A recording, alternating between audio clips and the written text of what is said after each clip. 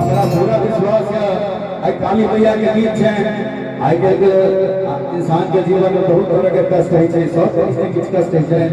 अपने से भगवती दरबार में जी अपने से कोई भावना के साथ लगेगा मैया जी के चरण में हाजिरी लगा दियो हाजिरी लगा देवे तो जिनका जो दुख रहता है से धीरे धीरे भगवती जरूर दूर करती एक बार दोनों हाथ हार करके भगवती के नाम पर दोनों हाथ हार कर दिया भैया हाँ अपना में अतारो भगिया तो भैया